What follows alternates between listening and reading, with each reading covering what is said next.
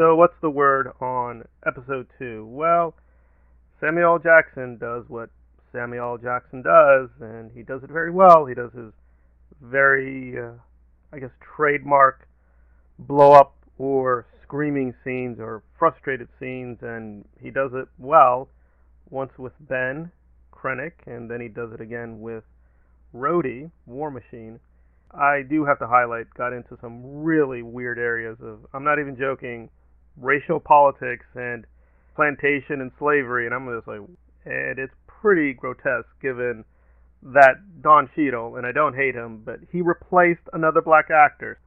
It really felt tonally disgusting with the second conversation. However, they did push the story forward a little bit, and if you did read the comics in a very hardcore fashion, you can kind of sketch out what they're trying to do. But again, so many parts here are missing. We don't have yet canonically the Fantastic Four or Galactus, although they're giving big hints that that may come ahead.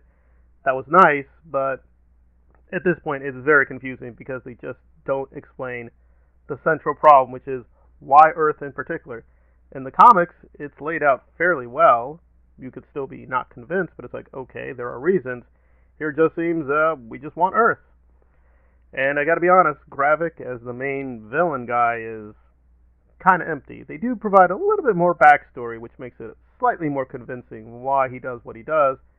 There are some interesting parallels to real life politics, and even to Dial of Destiny, of kind of using people as assets and then turning on you, and the spy game and all these twisted allegiances. And that's all well and good, but again, that doesn't help the central story here, because again, we're still dealing with that fictional universe. Though there were quite a few real life references, although they don't quite add up.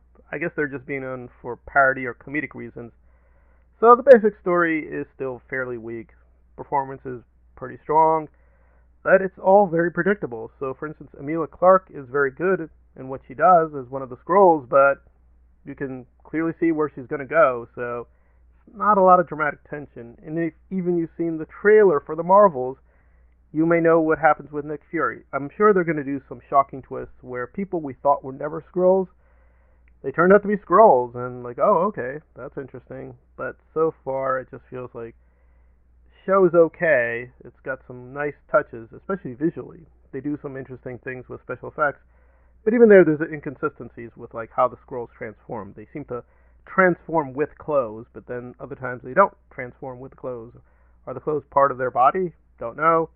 And increasingly, I don't care. So it's all right, but it just feels like very below average Star Trek episodes, which makes sense because these episodes are filled with science fiction concepts and elements, but they're not being utilized as well as they should be.